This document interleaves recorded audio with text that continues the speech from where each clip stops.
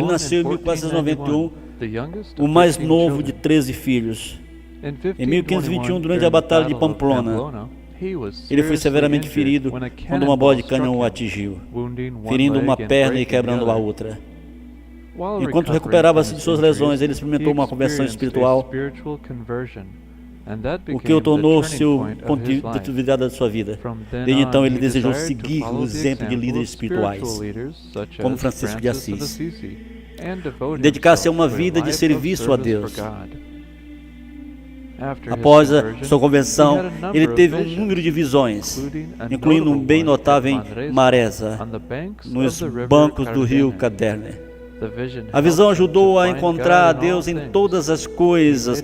Mais tarde, tornou-se o padre e no dia de Natal de 1538, ele celebrou a primeira missa da igreja de Santa Maria Maior. Em 1539, ele e alguns companheiros formaram uma ordem religiosa. Ele foi eleito por unanimidade para tomar a posição de general superior, uma nomeação para toda a vida. Seu nome era Inácio de Loyola. Em 1540, o Papa Paulo III aprovou a sua ordem religiosa, conhecida como Sociedade de Jesus, os Jesuítas. A Europa nunca mais iria ser a mesma novamente.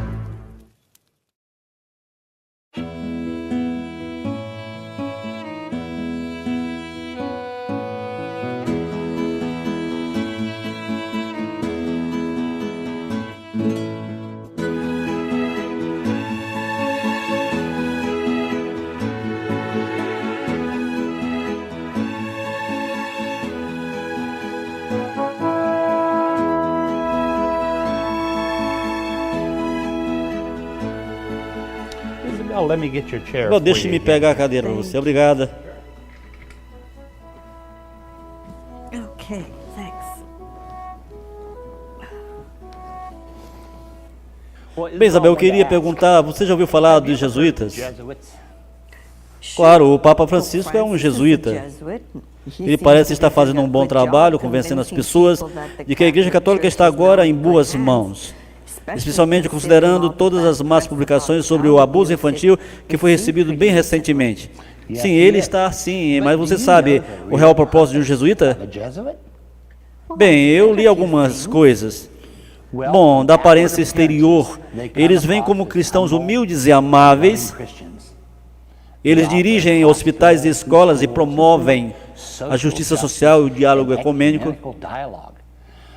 Mas debaixo da superfície, esta ordem está preenchida com ódio, assassinato, intriga e engano.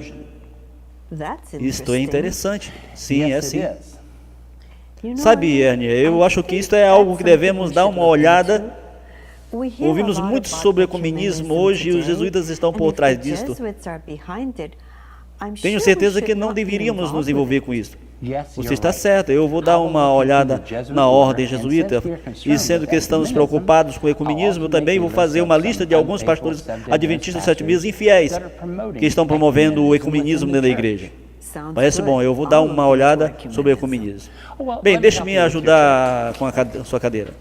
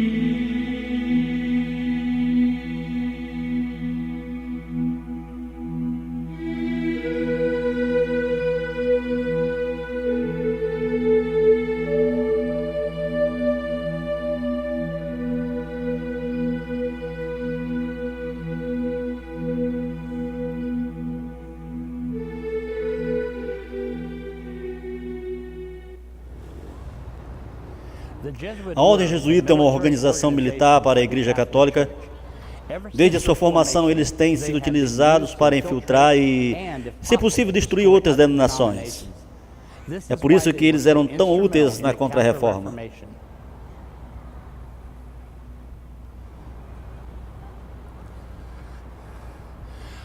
Note o que é requerido para tornar-se um jesuíta de alto nível. Meu filho, outrora fui ensinado a arte da dissimulação, ser um católico romano dentre os católicos romanos, ser um espião mesmo no meio de seus irmãos, e não crer em nenhum homem, e não confiar em nenhum homem. Entre os reformadores, ser um reformador. Entre os huguenotes, ser um huguenote. Entre os calvinistas, a ser um calvinista. Entre outros protestantes, a ser, em geral, um protestante. E obter a confiança deles. E mesmo se esforçar de pregar nos seus púlpitos. Denunciar com toda a veemência em sua natureza nossa santa religião e o Papa. E mesmo te rebaixar até te fazer judeu entre os judeus, para ser capaz de ajuntar todas as informações para o benefício de tua ordem, como fiel soldado do Papa. Fostes ensinado a sua função como um espião para recolher todas as estatísticas, fatos e informações do seu poder de cada uma das fontes, para ganhar a confiança e do círculo familiar dos protestantes e heréticos de toda classe de caráter, e ganhar a confiança dos comerciantes, dos banqueiros, dos advogados entre as escolas e universidades, nos parlamentos e na legislação, nos tribunais e nos concílios de todos os estados, e em todas as instituições de todos os homens, para o proveito do Papa, cujo nós somos servos até a morte. Se isto não chamou a sua atenção, note o que o juramento requer. A seguir está apenas a parte do seu juramento. Eu declaro ainda, e eu me prometo que irei, quando a oportunidade se apresentar, eu farei uma guerra incessante, secreta ou abertamente, contra todos os heréticos, protestantes e liberais, como tenho sido ordenado a fazer, para extirpá-los e exterminá-los da face de toda a terra. E eu não levarei em conta a idade, sexo ou condição social. E o que eu aceito enforcar, assolar, escaldar, estrangular e queimar vivos esses infames heréticos. Que eu rasgarei as suas entranhas e o ventre de suas mulheres, que eu esmagarei a cabeça de suas crianças contra as paredes, a fim de aniquilar para sempre essa raça repugnante. Que quando o mesmo não puder ser feito abertamente, usarei secretamente uma taça envenenada, o cordão de estrangulação e o aço do punhal ou a bala de chumbo. Qualquer que seja a honra, a posição, a dignidade ou a autoridade da pessoa ou pessoas, qualquer que seja a sua condição da vida, mesmo pública ou privada, assim que eu, a qualquer momento, for direcionado a fazer por qualquer agente do Papa ou superior da Irmandade da Santa Fé, da Sociedade de Jesus. Para alguns isto parece difícil de acreditar, especialmente desde a eleição do Papa Francisco. Mas em 1967, Dr. Alberto Rivera, um jesuíta, escapou da ordem. E ele descreve o seu juramento jesuíta exatamente da mesma forma como acabamos de ver. No livro O Grande Conflito, Ellen White também descreve a ordem em linguagem similar. Em toda a cristandade, o protestantismo estava ameaçado por temíveis. Passados os primeiros triunfos da Reforma, Roma convocou novas forças, esperando ultimar a sua destruição. Nesse tempo fora criada a ordem do jesuíta, o mais cruel, sem escrúpulo e poderoso de todos os defensores do papado, separados de laços terrestres e interesses humanos, insensíveis às exigências das afeições naturais, sendo inteiramente silenciados à razão da consciência, não conheciam regras nem restrições, além da própria ordem e nenhum dever a não ser o de estender o seu poderio. Não havia para eles crime grande demais para cometer, nenhum engano demasiado vil para praticar, disfarce algum por demais difícil para assumir. Voltados à pobreza e humildade perpétuas, era o seu estudado objetivo conseguir riqueza e poder para se dedicarem à subversão do protestantismo e o restabelecimento da supremacia papal.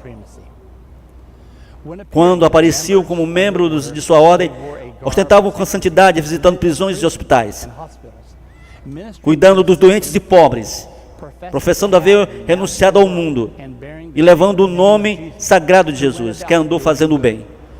Mas sob esse irrepreensível exterior, frequentemente os mais criminosos e mortais próprios estavam ali. Era princípio fundamental da ordem que os fins justificam os meios.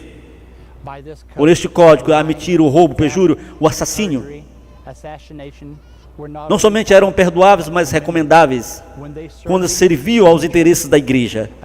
Sob várias disfarces, os jesuítas abriam caminho aos cargos do governo, subindo até ser conselheiro dos reis e moldando a política das nações. Os jesuítas rapidamente se espalharam pela Europa e aonde quer que iam, eram seguidos de uma reivindicação do Papa. Os jesuítas estão longe de serem cristãos. Eles são servos de Satanás. O seu propósito é infiltrar governos e igrejas para promover a causa do catolicismo. A questão é, eles infiltraram-se na igreja adventista do sétimo dia? Será? Ou nós somos de alguma forma imunes ou invisíveis a eles?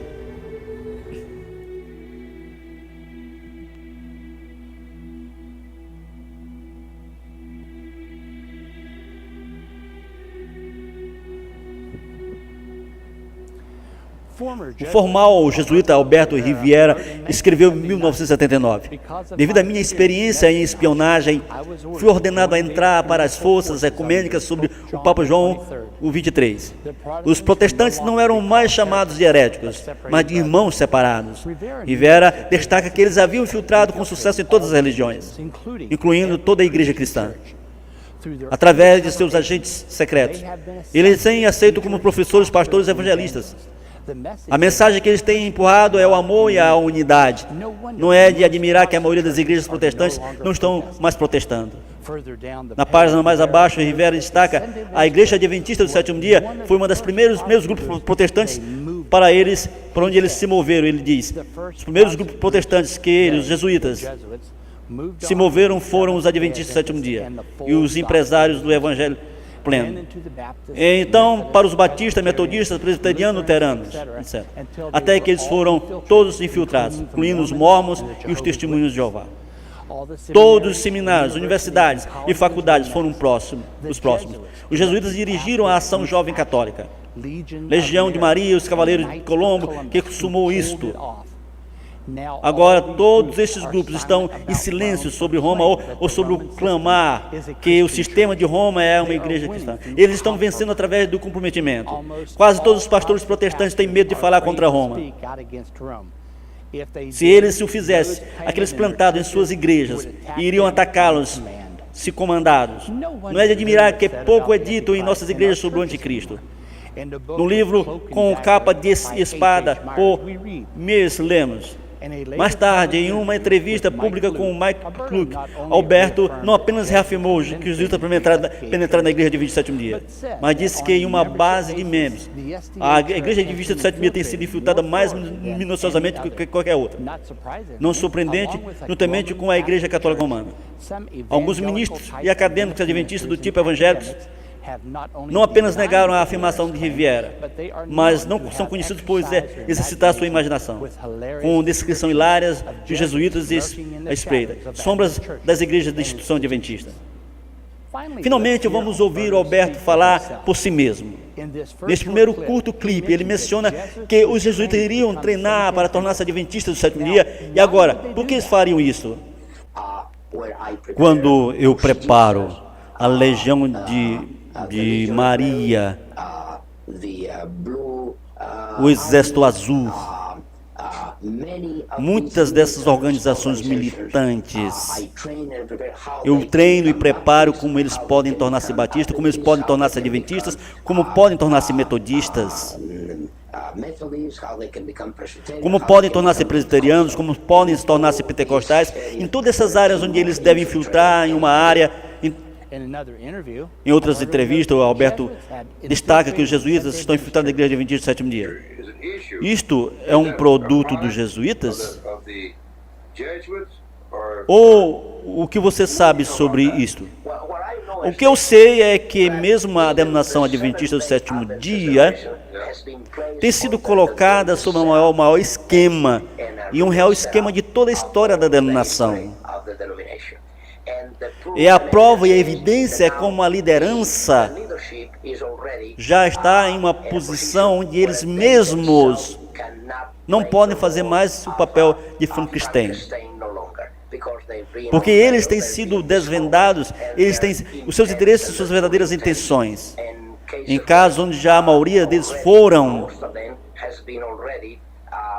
treinados, preparados por jesuítas para estarem onde eles estão. Agora, por que isso não nos surpreende? Afinal de contas, a Bíblia não diz que o diabo foi fazer guerra contra a igreja remanescente? Se este é o caso, então não estamos imunes a estes problemas. Os jesuítas têm jogado este jogo desde o Concílio de Trento. Eles possuem muitas experiências. Também temos uma descrição da infiltração de jesuítas no Adventismo, desde o início de 1936 na Faculdade Missionária de Washington, o que agora é conhecido como Universidade Adventista de Washington. Isto foi experimentado pelo Dr. Benjamin Wilkinson. Quem era o presidente o presidente da faculdade? Ele foi capaz de descobrir um instrutor jesuíta que estava dando aulas de Bíblia na faculdade. Quando Wilkinson confrontou o instrutor, ele deixou o campus imediatamente. Wilkinson nunca mais o viu novamente. Porque os jesuítas são tão bons no que fazem. Eles deixam pouquíssimas evidências que poderia incriminá-los para trás. Tal pessoa se enquadra nesta categoria. Nascido em 29 de janeiro de 1938 em Roma, o Dr. Samuel Babcock tornou-se o primeiro não católico a estudar na faculdade liderada da universidade liderada por jesuítas. Acontece que esta universidade foi fundada por Inácio de Loyola. Em 1974, ele completou um doutorado em História da Igreja no assunto do declínio da observância do sábado na Igreja primitiva, baseada em pesquisas na Biblioteca do Vaticano.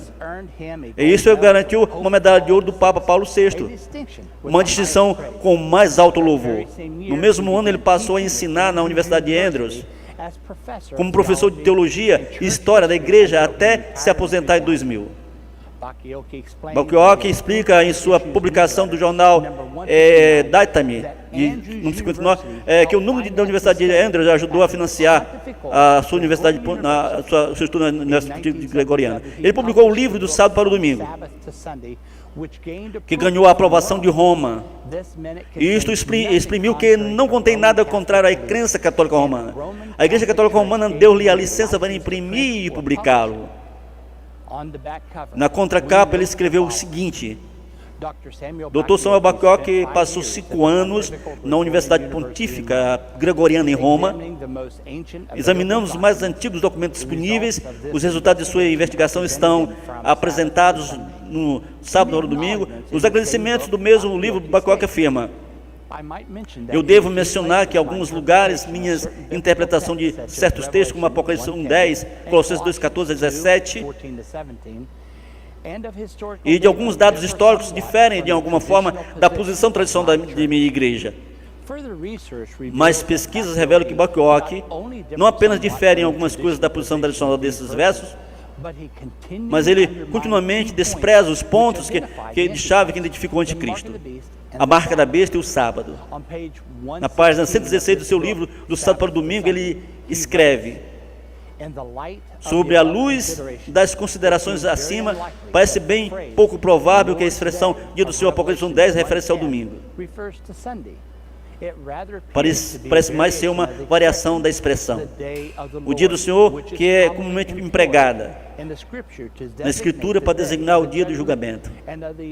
E da parousia, ou segunda vinda. Concordamos, portanto, com J.B. Lickford, que concluiu que há muita boa e, se não conclusiva, evidência para pensar que o dia do julgamento foi planejado. Em outras palavras, Babcock acredita que os adventistas do sétimo dia não têm o direito de afirmar que João recebeu a sua visão no sábado. Mas note isto, se compara com as palavras-chave do Espírito de Profecia. Foi no sábado que o Senhor da glória apareceu ao exilado apóstolo. O sábado era tão religiosamente observado por João em Patmos, como quando estava na cidade da Vila Judeia. Considerava como a sua propriedade, feitas em referência a esse dia.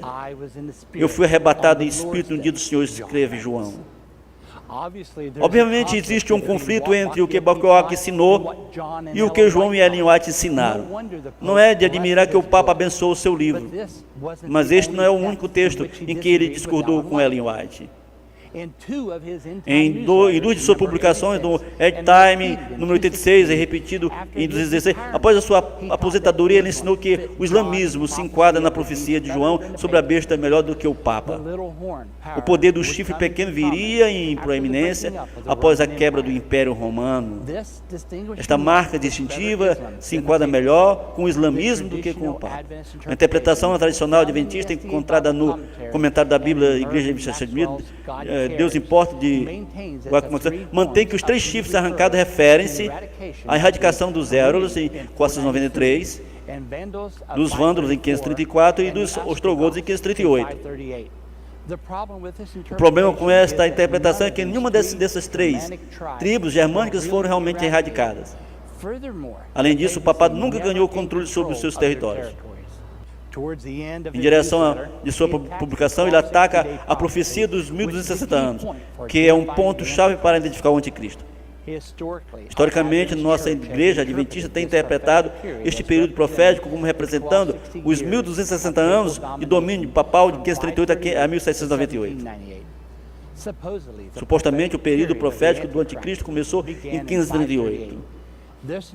Esta interpretação emite 2 maiores problemas que os adventistas pensantes têm há muito tempo reconhecido. Na verdade, durante alguns meses passados, tenho recebido muitas mensagens de e-mail e ligações de pastores que me pediram para ajudá-los a compreender de forma mais completa o que realmente aconteceu em 538. Uma interpretação mais satisfatória do período profético dos 3 anos e meio é sugerido por seu uso simbólico para representar, de um lado, o tempo de domínio do anticristo e do outro lado a proteção do povo de Deus em tempo de perseguição.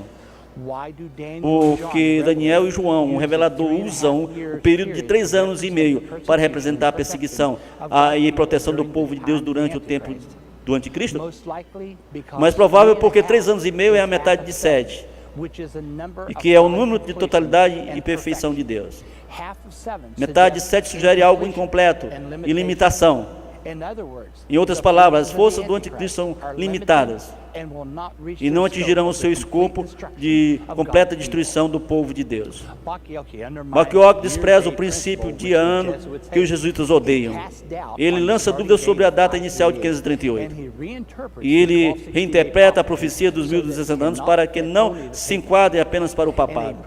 Em uma apresentação sobre 666 e a marca da besta, Bach-York apresentou a mesma ideia aos estudantes da Universidade de Andrews. Agora eu quero dar outro exemplo do uso dos números. A idade da igreja agora, ninguém sabe o dia. Ninguém sabe a hora e não é para você saber o tempo. Jesus disse porque está fixado por Deus. E ainda usa João uma analogia.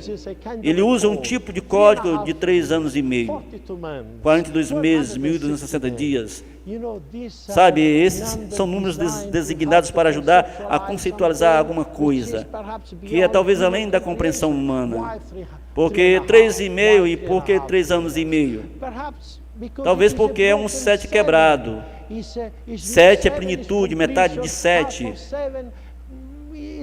Sugere, sabe, algo incompleto.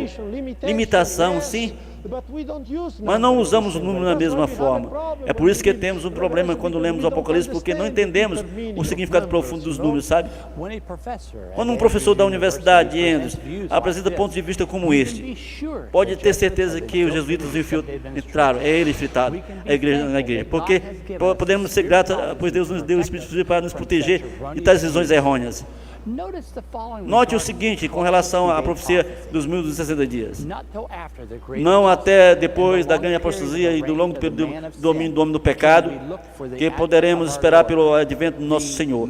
E este homem do pecado, que também é denominado Ministério da Injustiça, filho da perdição, e o Iníqua representa o papado, que conforme foi anunciado pelo profeta, deveria manter a sua supremacia durante 1260 anos. Este período terminou em 1798. Se Bach-York fosse um verdadeiro adventista do sétimo dia, que acreditasse no ministério de Ellen White, ele nunca teria aceito tais pontos de vista errôneos, que desprezam as marcas de identificação do anticristo. Mas como vimos no episódio 4, quando olhamos aos escritos de Ellen White, ele os fez de nenhum efeito. Ele aceita o que concorda com as suas opiniões e rejeita o que discorda delas. É por isso que, em sua publicação número 87 do End Time, ele despreza o ministério de Ellen White. Ele escreve: se Ellen White estivesse viva hoje, iria ela dar as boas-vindas aos serviços de estudiosos competentes, dispostos a corrigir as imprecisões dela, encontradas em Um Grande Conflito e outras publicações? É um infortúnio que Ellen White faleceu, pois a revisão que foi feita de Um Grande Conflito em 1911 não eliminou todas as impressões históricas. Existe ainda muito trabalho que precisa ser feito, mas sem a sua presença e aprovação, o Ellen White e o State não têm autoridade para prosseguir com esse projeto. E podemos agradecer a Deus que tal projeto não veio a acontecer. Se fosse dada a oportunidade a pessoas como Bach-York para corrigir os postos erros, a evidência histórica e a interpretação profética, que identifica o papado como um anticristo, seria sem dúvida removida ou reinterpretada. Bach-York não apenas desprezou os textos chaves para o sábado e a identificação do anticristo, mas ele também torna difícil identificar o que é a marca da besta. Note cuidadosamente o que ele disse aos estudantes da Universidade de Andrews. Agora, historicamente, nós, como adventistas do sétimo dia, temos tentado diferenciar, temos identificado, sabe, a marca como a observação do domingo, como o número do título do Papa, Vicários Filho Dei, mas como vimos anteriormente, Apocalipse 13:17 nos diz que a marca, o nome e o número são essencialmente o mesmo. Então, qualquer tentativa de separá-los não faz justiça ao texto. Eles todos representam a natureza da besta. E qual está a determinação em força e falsa de adoração? Agora, gente, temos tido a tendência de interpretar este conflito do fim dos tempos sobre a adoração como sendo a disputa entre os 2 dias, sábado contra o domingo. Como sabe, eu passei anos da minha vida investigando a origem da observação do domingo. Não há dúvida para mim que a introdução da adoração no domingo tem afetado as qualidades espirituais de milhões de pessoas através dos séculos. Mas eu gostaria de propor a vocês que devemos expandir nossos horizontes. Existe mais sobre falsa adoração do que a observância do dia verdadeiro. Eu acredito que esses 2 dias, sábado e domingo, devem ser vistos como representantes de 2 formas diferentes de adoração: adoração verdadeira contra adoração falsa. Estarei em Londres agora em 2 semanas, e se eu tenho que parar na rua e perguntar a alguém que a adoração do domingo significa para você, 90% dos britânicos diriam que nada, porque apenas 7% deles se incomodam de ir à igreja. Em meu país, a Itália, se eu perguntar a mesma pergunta, o que a guarda do domingo significa para você, eles diriam nada, pois 95% deles vão à igreja 3 vezes em suas vidas. Quando eles nascem, casam e morrem. Essas são as 3 viagens que eles fazem. Quando são batizados, casados e enterrados. Então, essas pessoas, o sábado e domingo não é um problema. A questão é, sabe, observar um dia e não observar um dia.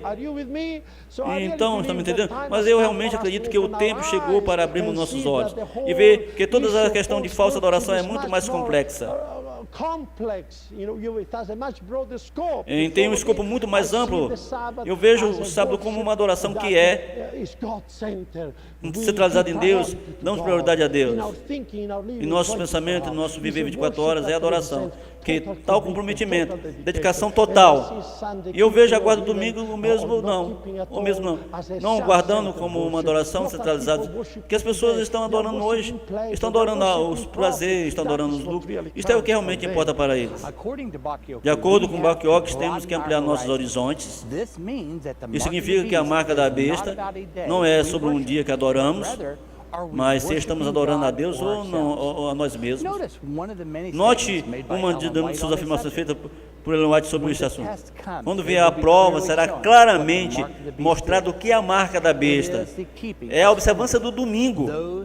Aqueles que, após ouvirem a verdade, continuarem a guardar esse dia como santo, carregarão a assinatura do homem do pecado, que cuidou em mudar os tempos e a lei e as leis. É interessante notar que quem dos grandes defensores do Balquiog estavam nesta teologia falsa. No começo do vídeo que acabamos de assistir, o Dr. John Paulsen, Paulinho e o Ranco, alguns professores da Universidade de Andrews naquele tempo, fazem um breve discurso aprovando a falsa teologia do Balquiog. Note o que eles dizem. Em mais ou menos 20 anos tenho ensinado o livro do Apocalipse, como um número de audiência de pastores, talvez 1000. Pastores ao longo dos anos, e cada vez que chegamos ao 666, a marca da besta, discutimos várias visões ali,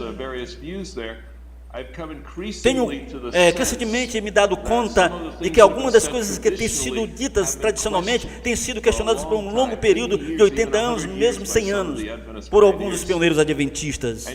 E ainda assim, eu não tive tempo de pesquisar por mim mesmo, não tive todas as ferramentas. Aproximadamente um ano atrás, um pensamento me ocorreu, que temos alguém exatamente no campus da universidade, que se alguém entende história do papado, o que examina toda a base dessas coisas, teria que ser o meu amigo, o Sam Balquiog. Então eu o convidei para vir, porque você não vem para a classe, tome meia hora, conte-nos o que você sabe sobre o Vicários Filhos de 666 e assim por diante. Bem, ele não estava contente. Ele gastou aproximadamente 500 horas de pesquisa, investigou todos os tipos de cenários e conhecimento, a história, e eu sinto pessoalmente que esta é a pesquisa definitiva sobre este assunto. Deve haver muito mais para aprender, mas eu não estou certo de alguém que tenha chegado tão perto. O que vocês vão para ouvir, Dr. Balquiog, como mencionado pelo Dr. Paulo, investiu numa grande quantidade de tempo em sua pesquisa. Ele passou muitas e muitas horas fazendo suas pesquisas, e há poucos meses atrás ele apresentou os resultados completos de sua pesquisa para as classes de Apocalipse lecionadas por mim, pelo Dr. John Paulinho no seminário e também pelos meus estudantes no nível escolar. A reação dos estudantes foi muito positiva, e eu acredito que todos podem beneficiar-se por essa pesquisa. Portanto, bem-vindos mais uma vez a um evento muito importante. E eu espero que todos iremos nos beneficiar pelo que iremos ouvir esta noite. Muito obrigado. Eu gostaria primeiramente de expressar minha gratidão ao professor John Paulinho e ao professor Ranco Stefansnik por virem esta noite e dar algumas palavras de introdução a esta gravação, desta profecia intrigante, da marca e do número da besta. Sinto-me honrado por sua presença, porque eu vejo esses dois cavaleiros como os principais estudiosos adventistas que têm feito a maior contribuição para o entendimento do livro do Apocalipse. E, na verdade, muito do que estou para compartilhar com vocês esta noite foi, em grande parte, aprendido, foi percebido por estudar os seus estudos. Ambos têm escrito extensivamente. Na verdade, no final do programa, eu irei mostrar a vocês dos materiais que estes cavaleiros escreveram. E então, eu sinto-me muito honrado por sua introdução e por sua presença. Sendo Balquiog um jesuíta ou não, não faz diferença. Ele, como muitos líderes e professores na igreja hoje, tem feito o trabalho de um jesuíta por elogiar o Papa, atacando Ellen White e negando os frutos essenciais, defendida a profecia e o espírito de profecia, que identificaram o papado como anticristo.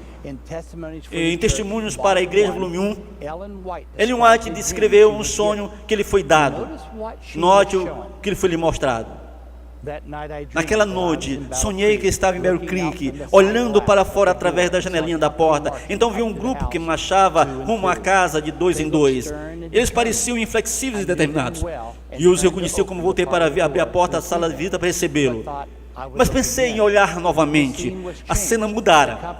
O grupo agora parecia uma procissão católica. Um trazia em sua mão uma cruz e outro uma cana. Quando se aproximaram, aquele que carregava a cana, ele fez um círculo ao redor da casa, dizendo 3 vezes: esta casa está confiscada, os bens devem ser confiscados. Eles falaram contra a nossa santa ordem. Em um aviso dado em Testemunhos, série número 2, Ellen White escreve: devo avisar todas as igrejas a terem cuidado com homens que estão sendo enviados a fazerem o trabalho de espias em nossas conferências e igrejas, um trabalho instigado pelo pai da falsidade e engano, e que todo membro da igreja fique firme ao princípio. Foi-nos dito que iria acontecer o que está acontecendo. São os jesuítas que são os espias, de acordo com o juramento que devem fazer. Os que estamos lidando aqui é muito sério. Esta é a principal causa do porquê a igreja está em tão profunda apostasia. Deus sabe de cada, e todo jesuíta finge ser um adventista do 7º dia. Ele sabe a sua agenda, e muitos seus sonhos. Ele tem me revelado a infiltração e o dano que eles estão fazendo em sua igreja remanescente. Isto está acontecendo de maneiras diferentes. Podemos ver claramente que uma forma é promovendo livros jesuítas, que citando-os em seus sermões ou ensinando aquelas crenças em nossas universidades. Outras formas é convidando os jesuítas para falar em nossas universidades e igrejas. Os jesuítas são implacáveis, irão perseverar com sua agenda até que tenham sucesso. Quando for o tempo certo, Deus irá intervir para ajudar a sua igreja. Se você é um jesuíta, por favor, arrependa-se enquanto ainda há tempo. Eu estou encorajado por Deus de qualquer inimigo que possamos enfrentar.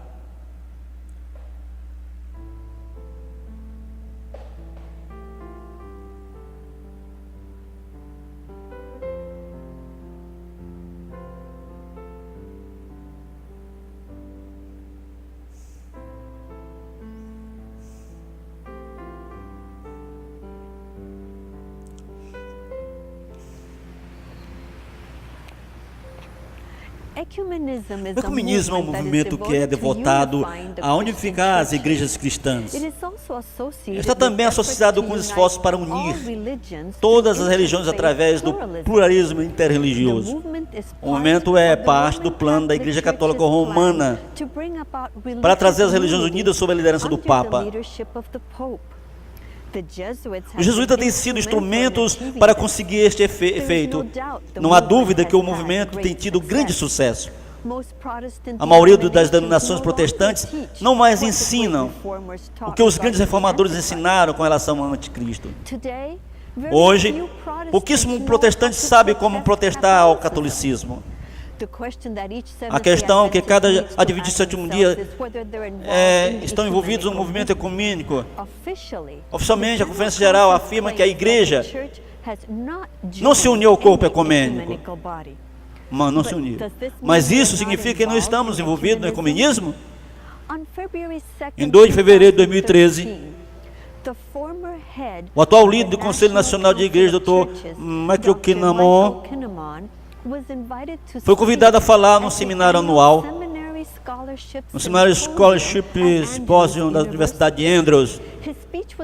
Seu discurso foi intitulado Movimento Ecumênico e por que você deveria estar envolvido. Ele começou seu discurso mencionando as coisas que ele aprecia sobre os adventistas, mas então compartilhou o que eles não gostavam. Nossa falta de envolvimento nas relações interreligiosas. Para finalizar o seu discurso, ele disse: eu gosto de quem você é e é uma alegria estar aqui. Minha preocupação, que eu posso colocar dessa forma, é com a sua gramática. Adventista é um adjetivo maravilhoso, mas um nome idolátrico. Vocês não são adventistas do 7º dia. Você deve perguntar: cabeça do Conselho Nacional das Igrejas foi convidado em nosso seminário de liderança para nos dizer porque devemos estar envolvidos com o ecumenismo. Sabem, existem muitas de maneiras que nós, como igreja, podemos participar do ecumenismo sem tornar-nos membros oficiais de um corpo. Isto inclui atividade a nível da igreja local. 2. Diálogo com outras nações e corpos religiosos. 3. Convidando expertos de outras nações para falar em nossas igrejas e escolas. E 4. Citando extensivamente em nossos livros e publicações de autores e de outras denominações. Vamos tomar um tempo agora para observar como essas áreas estão tendo impacto na igreja.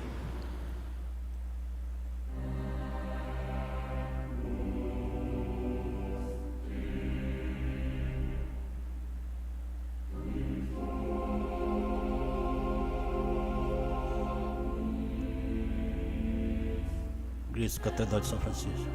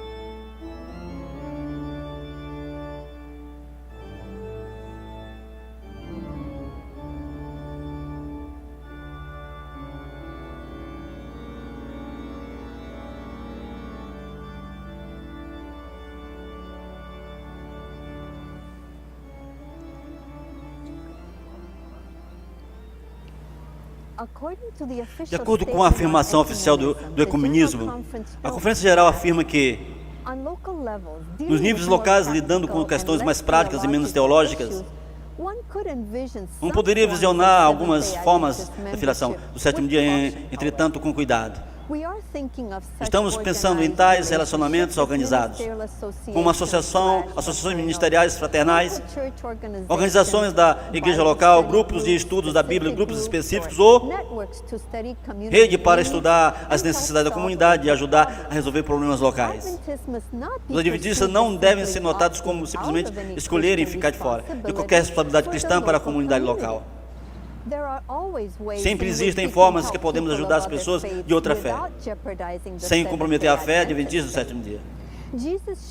Jesus mostrou que é possível, através de reuniões sociais, ou encontros em questões sociais e de saúde.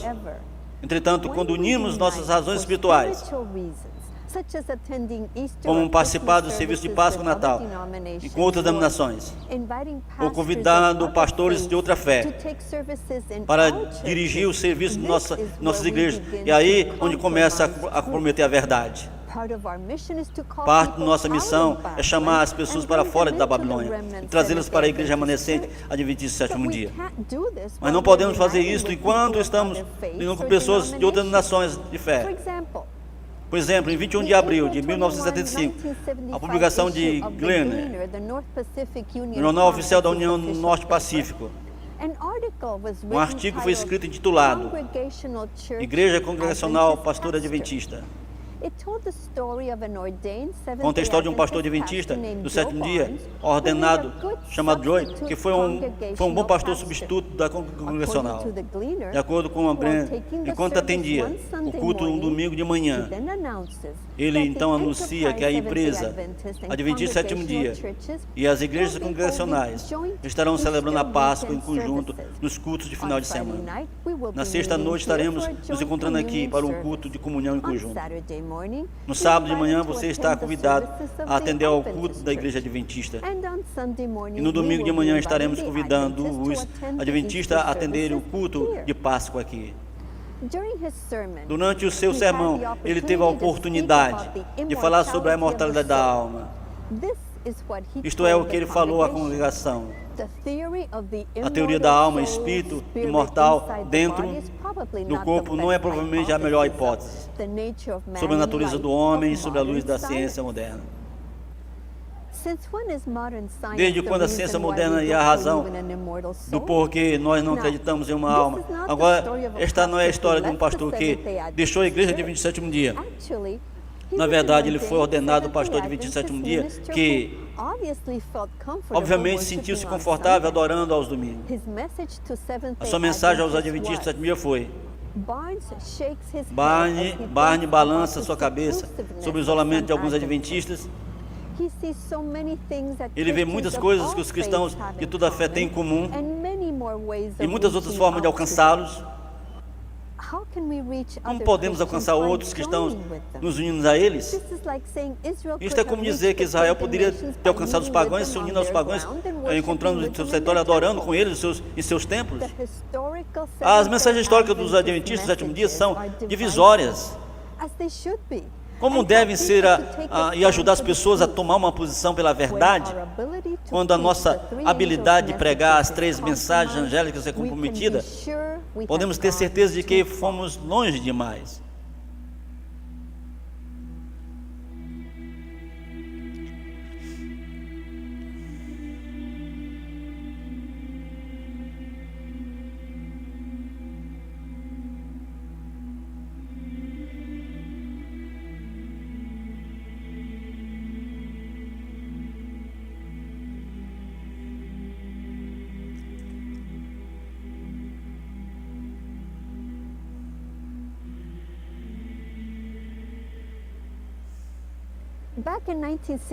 Em 1962, quando o segundo Vaticano II convocado, os representantes adventistas do 7º dia, Bert e Beach, Arthur Maxwell, atenderam como observadores. Beach iria mais tarde tornar-se o diretor das liberdades religiosas, Conferência Geral dos Adventistas do 7º dia. Em uma entrevista com Roy Adams, que foi publicada na revista Adventista, de 8 de novembro de 2001, identifica o segundo Conselho do Vaticano como o maior evento de sua vida. É triste pensar que participar de um conselho organizado pelo Vaticano seria o maior evento da vida de alguém. Na entrevista, ele deu este aviso aos adventistas do 7º dia: devemos ser essencialmente cuidadosos quanto nós falamos sobre a Igreja Católica, diz Beach. Devemos lidar com a teologia e ensino católico como eles emergiram do segundo Conselho do Vaticano e de outros documentos contemporâneos da Igreja. Não deveríamos simplesmente usar citações do século XIX ou mesmo voltar ao dia do Concílio de Trento. Devemos ter certeza de que falamos que eles estão ensinando é realmente a verdade. Se seguirmos o conselho de Beach, nós iríamos ignorar ou mesmo abandonar o livro do Grande Conflito, porque note o que diz. Os defensores do papado afirmaram que a igreja foi caluniada. E o mundo protestante inclina-se a aceitar esta declaração. Muitos insistem que é injusto julgar a igreja de hoje pelas abominações e absurdos que assassinaram o seu domínio durante os séculos de ignorância e trevas. Desculpam a sua horrível crueldade como sendo resultado de bárbaria dos tempos e alegam que a influência da civilização moderna lhe mudou os sentimentos. Convidaram estas pessoas à pretensão de infalibilidade, sustentadas há 800 anos por esse ativo poder, será? Longe de ser abandonada. Firmou-se esta pretensão no século XIX, de modo mais positivo do que nunca antes. Visto como Roma afirma que a igreja nunca errou nem errará jamais. Como poderá ela renunciar aos princípios que lhe nortearam a conduta nas eras passadas? Como muitos de nossos líderes hoje, obviamente Beach não considera muito Ellen White e a sua teologia do século XIX. Vaticano II deve ter aparentado que Roma mudou. Entretanto, foi uma estratagema astuta para supostamente trazer a unidade, porque Roma nunca muda. Quando for o tempo certo, irá erguer-se novamente para perseguir aqueles que mantêm o 7º dia e o sábado santo, como menciona na Bíblia e os Espíritos de Profecia. A atitude de Beach em relação ao papado não é um caso isolado. Por anos, os jesuítas têm infiltrado a igreja de 27º dia e desprezam suas doutrinas e entendimento dos eventos dos últimos dias. Enquanto o mundo está seguindo a besta e o Papa Francisco, estão ganhando corações e mentes ao redor do mundo, do globo. Aonde os adventistas do sétimo dia? Talvez uma explicação por André Reis. O artigo a seguir por André Reis, que apareceu na publicação de 26 de novembro de 2013 no Spectrum Magazine. Fui atingido por como uma visão, referindo-se ao Papa Francisco, para a Igreja Católica é tão relevante e aplicável para a Igreja Adventista. Isto parece ser uma inversão de funções.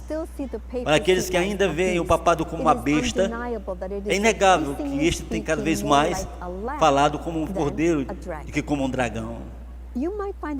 Você deve achar interessante que esta falsa afirmação vem de alguém com BA, Teologia da Universidade de Andrews, de São Paulo, no Brasil, e tem trabalhado 3 anos como pesquisador assistente e tradutor do Centro de Pesquisa Ellen White, e está seguindo um PhD em Novo Testamento da Vondale College. Em 2011 ensinou classes bíblicas avançadas de grego e interpretação do Novo Testamento no Seminário Teológico Adventista da América Latina, no Equador.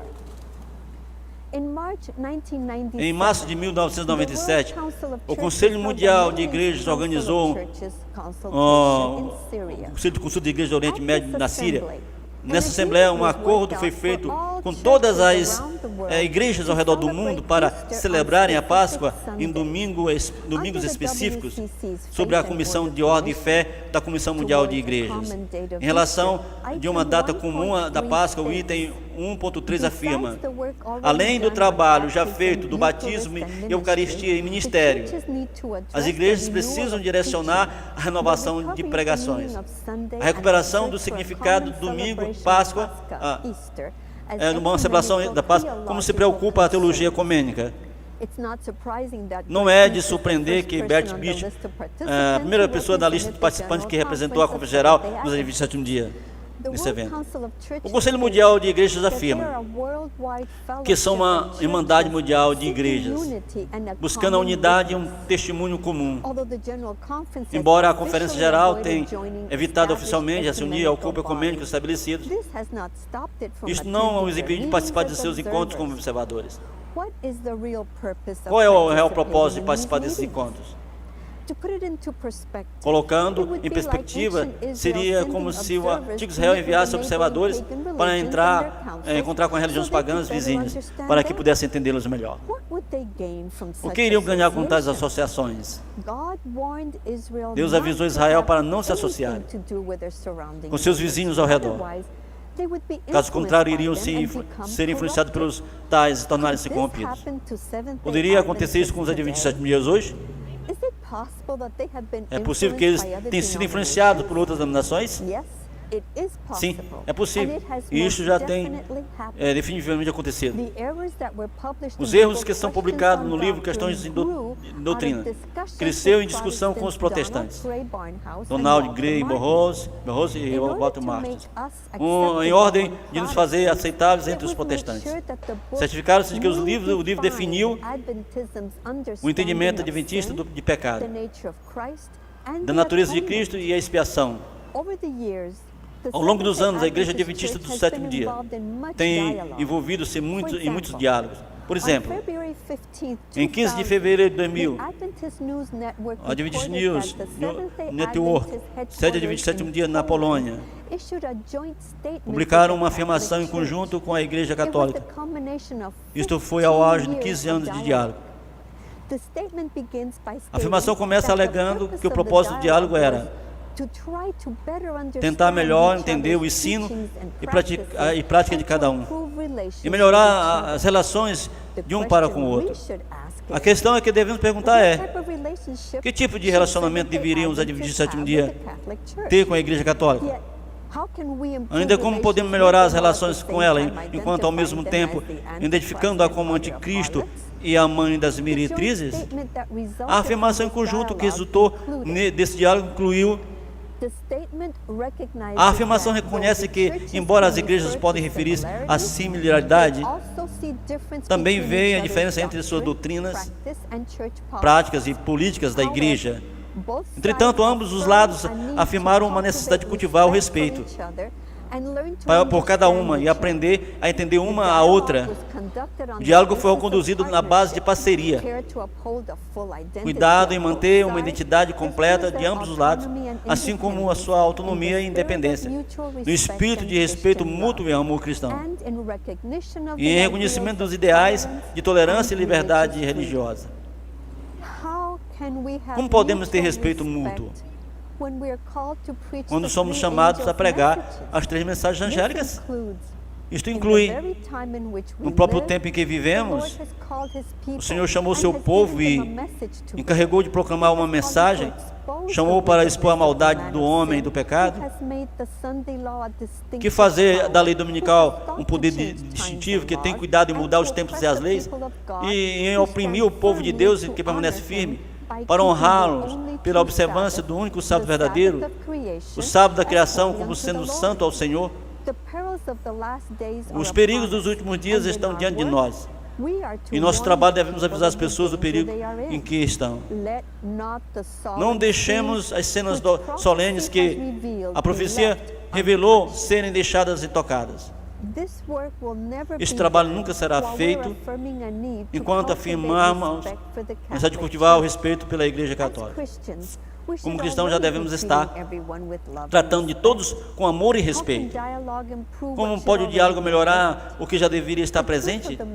A verdade na questão é, os católicos sentem um profundo senso de desrespeito quando expomos a sua igreja como a besta do Apocalipse.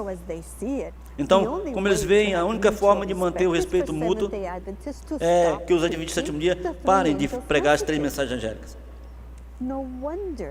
Não é de admirar que Jesus ainda não voltou. Quando Israel estava nas bordas da terra prometida, foram infiltrados pelos midianitas. Hoje, os adventistas do sétimo dia foram infiltrados e muitos não mais proclamam as verdades que as outras igrejas veem como ofensas. Em 5 a 6 de maio de 2000, o Dr. Bert Beach e o Dr. John Grass, do Departamento da Liberdade Religiosa da Conferência Geral, assim como o Dr. Ângelo Manuel Rodrigues, do Instituto de Pesquisas Bíblicas, encontraram-se em Roma com o bispo agora cardeal Walker Casper e John Randall do Vaticano. De acordo com o relatório, a Igreja Católica Romana manifestou interesse em manter conversas com os adventistas do sétimo dia com relação às suas crenças. O relatório menciona que os católicos mostraram interesse particular na natureza global de nossa igreja. Também demos um relatório das relações interreligiosas adventistas. Agora, por que eles fariam isso? Por que a Igreja Católica precisa saber o que as nossas relações interreligiosas são? Outros encontros foram atendidos em 2001, 2002 e 2003. Mesmo que embora os estudiosos apresentaram o entendimento adventista de certas doutrinas e profecias, qual foi o propósito? Eles sabem o que acreditamos há muito tempo, eles sabem. Da mesma forma como nós sabemos o que eles acreditam. Na sessão da Conferência Geral em Toronto, em julho de 2000, Joseph Werner Hill, subsecretário das Nações Unidas, ONU, falou o nome de Kofi Annan, secretário-geral das Nações Unidas. Ele apelou aos representantes da Igreja Adventista Global para a afirmação a seguir: para continuar dando às Nações Unidas o apoio que precisamos para a nossa organização mundial. Eu faço este apelo porque as Nações Unidas também é sua organização, suas Nações Unidas. Sem os esforços globais das Nações Unidas, todos os nossos esforços pela paz, desenvolvimento, igualdade e justiça seriam em vão. Ele então entregou a mensagem do secretário-geral das Nações Unidas. Vocês devem pensar que as Nações Unidas, uma organização intergovernamental, não tem espaço para a religião. Você deve estar tentando imaginar como pode ela coexistir com o mundo de diplomacia, segurança nacional, negociações difíceis. Eu diria Eu iria pedir a vocês dar uma outra olhada. As Nações Unidas é uma tapeçaria, não apenas de ternos e sares, mas também de colarinhos clérigos, hábitos de freiras e túnicas de âmbar. As religiões podem manifestar-se em práticas e sistemas de crenças amplamente diferentes. As Nações Unidas podem apresentar os sinais exteriores de atividades seculares, mas no coração estamos lidando com valores universais. Isto é, no que as Nações Unidas são boas: a ser bondosa, tolerante, justa ou misericordiosa. Nenhuma única religião pode afirmar o monopólio de tais ensinos. Como homens e mulheres de fé, vocês são parceiros naturais das Nações Unidas em nossos esforços de transcender as divisões irracionais. A ética e promover a tolerância e o entendimento. Nossa visão compartilhada da humanidade, uma que substitui as construções artificiais, é essencial se vamos lidar com as complexidades da idade da globalização. Tal visão pode criar diálogos onde as divisões persistem, entendimento onde as suspeitas prevalecem, cooperação onde a discórdia tem impedido o progresso por tanto tempo. Esta filosofia se encontra no coração do título das Nações Unidas e deve ser preeminente em todos os nossos movimentos, conforme vamos perseguindo nossos objetivos. O desenvolvimento para todas as pessoas do mundo para os anos a seguir. Uma coisa é estar em parceria com governos seculares e organizações para o bem da humanidade, mas a ONU não se limita em questões. Fomos chamados a pregar as 3 mensagens angélicas, não para estarmos envolvidos com as Nações Unidas e ecumenismo. Em 7 de maio de 2006, uma declaração da Igreja Adventista do Sétimo Dia no Oriente Médio encontrou-se com 4 professores de estudos islâmicos da Universidade de Qatar em Doha para promover um diálogo interreligioso e um melhor entendimento das crenças de cada um. Tibor Sixfax, líder da Igreja Adventista do Norte da região do Golfo, adicionou que havia um genuíno senso de irmandade, conforme conversamos sobre a necessidade urgente para um diálogo interreligioso e para um maior entendimento mútuo. Em 6 e 9 de agosto de 2007, conversações teológicas tomaram lugar na Universidade de Andrews, entre os teólogos representando a Conferência Geral dos Adventistas do Sétimo Dia e a Aliança Mundial Evangélica. A introdução da afirmação em conjunto diz: estas conversas tomaram lugar em uma atmosfera de amigável irmandade e estudos cristãos, construindo na história o aumento da irmandade, confiança e cooperação em vários países. Os propósitos-chave dessas conversações é explorar qualquer união formal de organizações, mas para melhorar e entender a unidade de cada um no trabalho de métodos, e para explorar as possibilidades de cooperação frutífera entre as igrejas locais e em alianças nacionais. Por que a Igreja Adventista do Sétimo Dia precisa desenvolver o aumento da irmandade, confiança e cooperação em vários países com a Aliança Mundial Evangélica?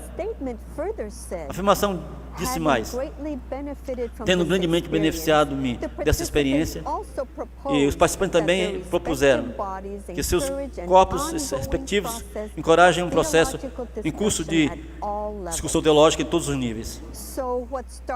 Então, o que começou como um suposto diálogo inocente levou a um processo contínuo de discussões teológicas. É claro, a conversa revelou um amor comum pelo Senhor e por sua palavra, e uma grande medida de acordos teológicos. Você deve então se perguntar: de onde vêm todos os fundos para apoiar esses diálogos?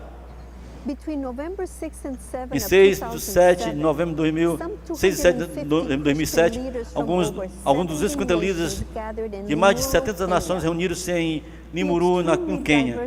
O grupo extremamente diverso que reuniu a rúbrica do Fórum Cristão Global. Foi um encontro como nenhum outro em tempos modernos. Pela primeira vez, os pentecostais e evangélicos sentaram-se com os católicos protestantes, ortodoxos e representantes das igrejas africanas instituídas. Muitos dos representantes chamaram o encontro de histórico. Certamente foi sem precedentes. John Graz, diretor de Relações da Conferência Geral, Liberdade Religiosa da Conferência Geral, John Kakembo, diretor ministerial da Divisão Central do Leste, e William J. Johnson, assistente ao presidente para Relações Interreligiosas da Igreja de 27º Dia, participaram do fórum em nome da Igreja. John Graz é citado como membro do comitê. Isto indicaria que ele foi mais do que apenas um observador. As diretrizes elaboradas no fórum incluem: o FCG deveria examinar-se, promover uma plataforma para a construção de relacionamentos. O FCG deveria, portanto, continuar a organizar encontros periódicos, incluindo a nível global, o que facilita a partilha de questões teológicas, melhorar o nosso entendimento, apreciação de tradições cristãs diferentes e oferecer uma experiência de modos de adoração de outros. E porque nosso encontro com os irmãos e irmãs em Cristo deve afetar nosso comportamento e atitudes, conforme retornamos à nossa própria comunidade e contextos. O comitê e os participantes do UFCG devem encorajar os fóruns cristãos regionais e nacionais, assim como fóruns para ministros especializados. Exemplo, reconciliação, cura, justiça, etc. E disse mais: os participantes do FCG valorizam a oportunidade de dar passos concretos em direção a uma maior experiência de unidade cristã, sem abandonar as distinções teológicas e identidades tradicionais. Um aspecto desta unidade é a evidência provida com nossas jornadas de fé, de que somos irmãos agentes da missão de Deus, chamados e enviados pelo mesmo Senhor Jesus Cristo, investidos do poder pelo mesmo Espírito Santo. Nós acreditamos que este reconhecimento e compartilharmos da missão deve ser manifestado a nível local. Também, então, a expansão do FCG em fóruns regionais, nacionais e locais poderia melhorar o nosso entendimento de unidade. Por favor, tenham em mente que a Igreja de Adventista do 7º Dia não é a única participante desse fórum, mas um membro de seu comitê. O comitê atual lista o Dr. Granoy Diop como representante da Igreja de 27º Dia. Diop é o diretor associado das Relações Públicas e Liberdade Religiosa e o diretor para as Relações das Nações Unidas da Igreja de 27º Dia. A segunda publicação do Diálogo da Faculdade e Universidade de 2008 nota que Diop foi o diretor e coordenador de 5 centros de estudos interreligiosos ao redor do mundo. A publicação afirma o seguinte: esses centros estão estabelecidos pela Igreja Mundial para promover um melhor entendimento e uma nova abordagem ao hinduísmo, budismo e islamismo, judaísmo, secularismo e pós-modernismo.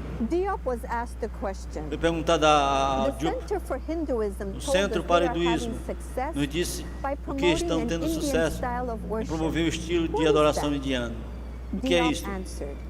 Diop respondeu: adorar em estilo indiano significa adorar em templos hindus, o que significa adaptar as formas de adoração, como cantar e pregar, para a cultura tradicional local, o que de nenhuma forma contradiz aos imperativos cristãos.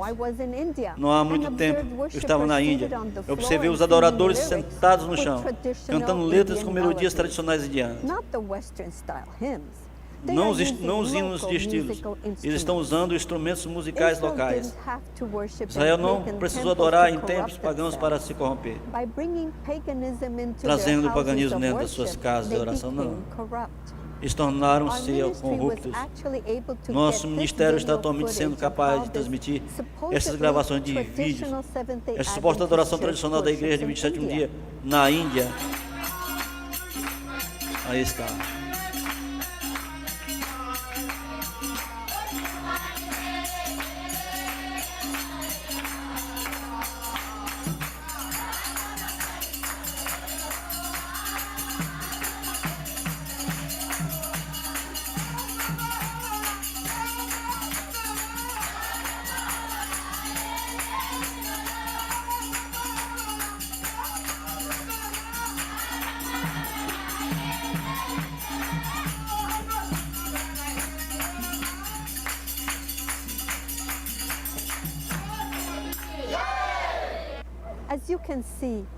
Como você pode ver, isto está longe de ser uma adoração cristã.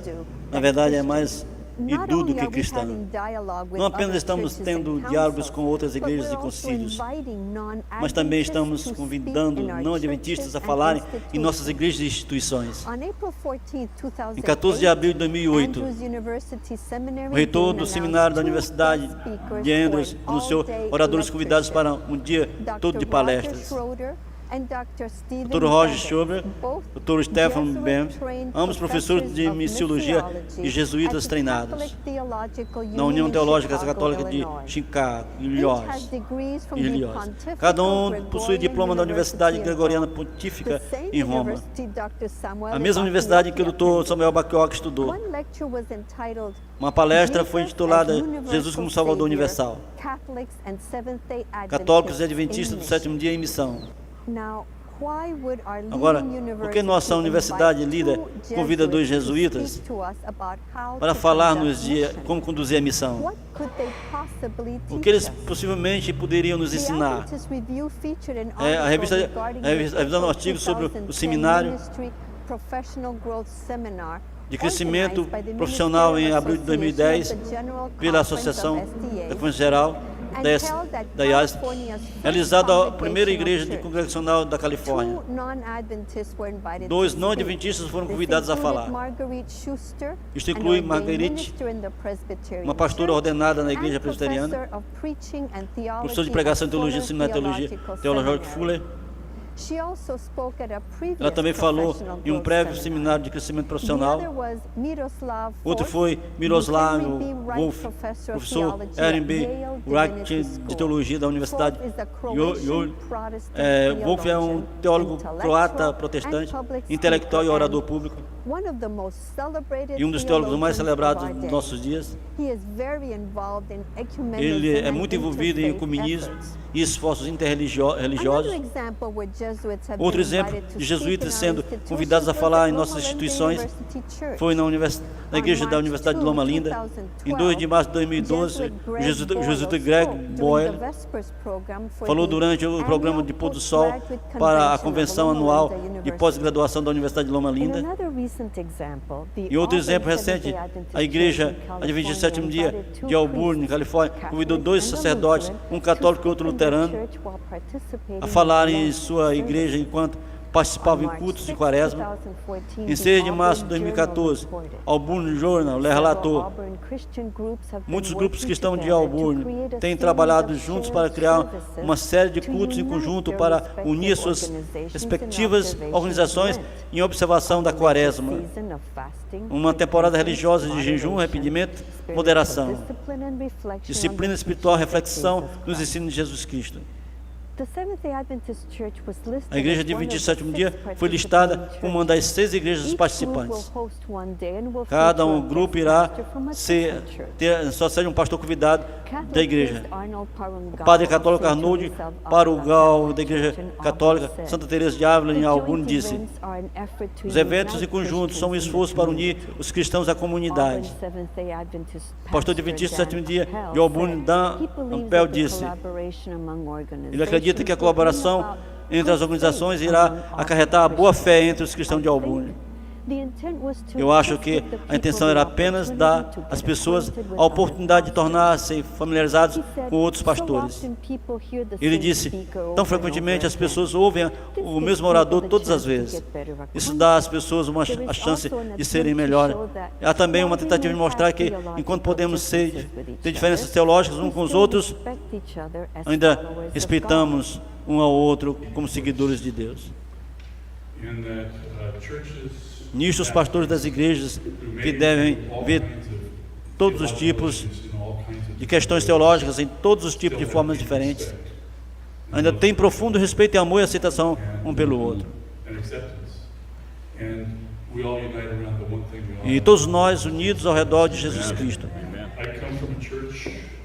Venho de uma igreja que nem sempre brincou na caixa de areia da vida com outras igrejas. E esta congregação logo, pelo menos, é bem comprometida a mudar isto. Estamos bem satisfeitos com você estar aqui, que você nos aceite o suficiente. e está disposto a vir a compartilhar deste momento conosco. Que também eles sejam um em nós, para que o mundo creia que tu me enviaste. Eu dei-lhes a glória para que me deste, para que sejam um como nós somos um.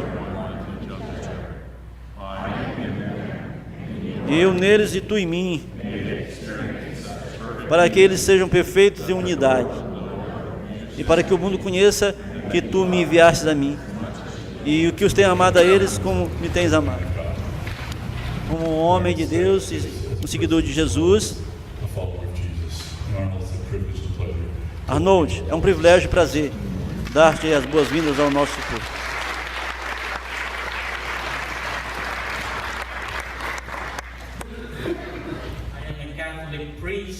Eu sou um padre católico pregando na igreja de Adventista de Auburn.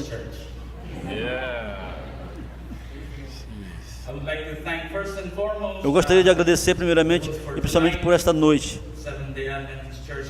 A igreja Adventista do Sétimo Dia em Auburn pela quarta-feira de Quaresma e serviço. Obrigado por suas calorosas boas-vindas a todos que estão de diferentes tradições aqui na grande cidade de Auburn, Califórnia.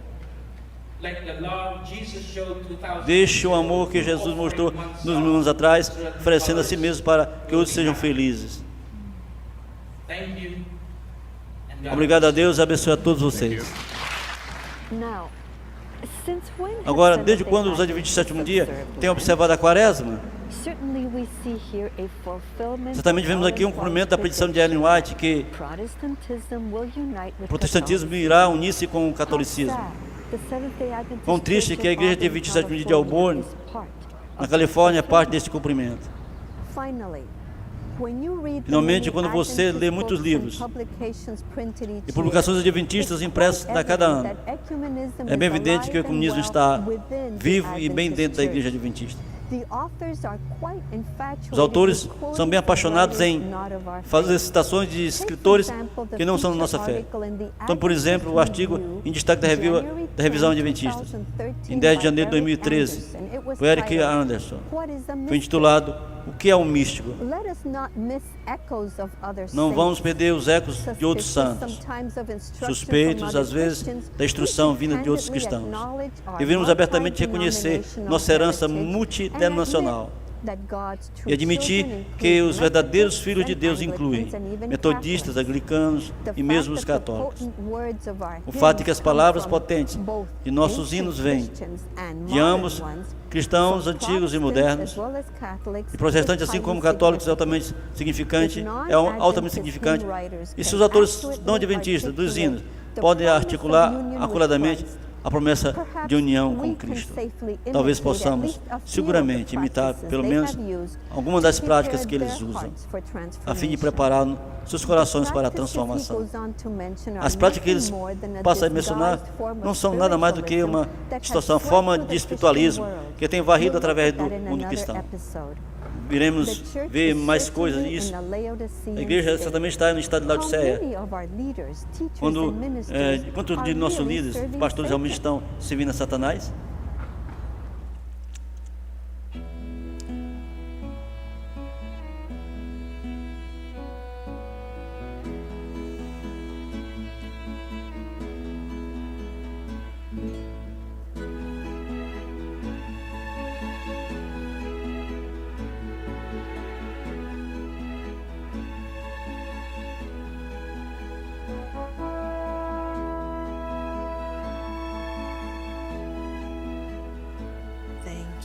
These chairs are pretty heavy, aren't they? Essas cadeiras são muito pesadas, né? Sim, elas são. Okay. So, Ernie, tell me. Então, diga-me, o que você encontrou a respeito dos jesuítas? Well, on the surface, they appear Bem, as na harmless superfície eles Christians aparentam como seeking to cristãos spread the inofensivos, gospel.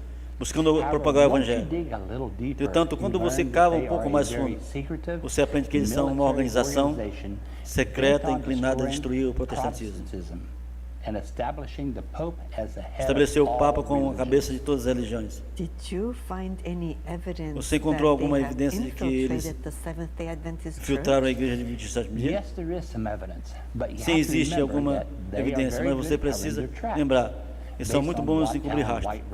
Baseado no que Ellen White escreveu no grande conflito, o que Deus tem mostrado em seu sonho, meu sonho, não há dúvida que eles, os jesuítas, têm penetrado na igreja. Existem líderes que não são o que as pessoas pensam que eles são. Em breve, quando Deus purificar a sua igreja, eles serão removidos. Então você está dizendo que sabemos que eles infiltraram a igreja, mas não podemos apontá-los especificamente? Correto. É por isso que precisamos ter cuidado em quem nós chamamos de jesuítas. Vamos deixar isso para Deus. Nem todos os pastores e fiéis são jesuítas. Alguns foram apenas enganados, sem saber que estão servindo Jesus. Bem, isto apenas nos mostra que precisamos estudar mais. Espírito de profecia, para que não sejamos enganados, correto? Então, o que você encontrou a respeito do ecumenismo? Eu não tenho dúvida de que o adventismo está pelo ecumenismo. Mesmo que a liderança afirme que eles não estão. Tem havido muito diálogo com outras igrejas e concílios ao longo dos anos. Estamos vendo não-adventistas, incluindo os jesuítas, sendo convidados a pregar em nossas igrejas e universidades. Adicionalmente, inúmeros livros e publicações promove sutilmente o espírito ecumênico. Sabe, isso soa. O que os jesuítas têm feito no seu trabalho muito bem. Sim, eles têm. Muitos dos nossos líderes nem mesmo acreditaram que a Igreja Católica deveria mais ser destacada como anticristo. Isso me lembra o que Ellen White escreveu em um grande conflito. Ao invés de permanecer em defesa da fé, que uma vez foi entregue aos santos, estão hoje, por assim dizer, justificando-se a Roma, por motivo de sua opinião, rogando perdão pelo seu fanatismo. Bem, Isabel, está óbvio que os adventistas precisam voltar a proclamar a mensagem que Deus nos ergueu para dar. Eles precisam chamar as pessoas para fora de Babilônia, não para dentro dela. Em evangelismo, Ellen White alertou: não vos prendais a um jugo desigual com infiéis. Não se refere apenas aos casamentos dos que estão com os não cristãos, mas todas as alianças em que as partes são postas em íntima associação, na qual é necessária a harmonia, espírito e ação. Não pode haver harmonia entre a igreja remanescente de Deus e os últimos dias e as igrejas caídas. Ter diálogo com outras religiões e uma completa perda de tempo. Exatamente, na Review and Herald, de 4 de agosto de 1904, Ellen White escreveu: as alianças feitas pelos israelitas com seus vizinhos pagãos resultaram na perda de sua identidade como um povo peculiar de Deus. Tornaram-se contaminados pelas práticas malignas daqueles com quem eles formaram uma aliança proibida. A afiliação com os mundanos causou-lhe a perda de seu primeiro amor, o seu zelo para com o serviço de Deus. As vantagens pelas quais eles se venderam para adquirir trouxeram apenas desapontamento e causou-lhe a perda de muitas almas. Isabel, esta mensagem é exatamente o que Deus me mostrou que irá acontecer com a igreja de 27º dia, quando ela for purificada pelo fogo. Vamos orar para que as pessoas vejam a verdade para estes últimos dias e percebam o perigo em que eles estão antes que aconteça. Muitas almas serão perdidas, têm seguido as práticas de Babilônia. Em nosso próximo episódio, entre 3 a 23 de setembro de 1900, algo novo e estranho foi manifestado em Múrcia, Indiana. Em outras letras escritas pela esposa de Haskell, temos mais informações que ajudam a entender que tipo de música eles têm adotado para complementar seu revivamento e falsa doutrina. Em 1995, Warren escreveu o livro The Purpose, David Churchill, a igreja, e tornou-se um campeão de vendas instantâneas. Hoje, este comando não é seguido. Muitas igrejas adventistas do sétimo dia, Deus não está feliz quando nossos cultos de adoração tornam-se cultos de entretenimento, com movimento alta, movimentada, repetitiva, rock ou pop. Como triste ver que as pessoas pensam que estão adorando a Cristo e estão, na verdade, adorando a Satanás. Onde está a reverência? Onde está a música doce e sagrada?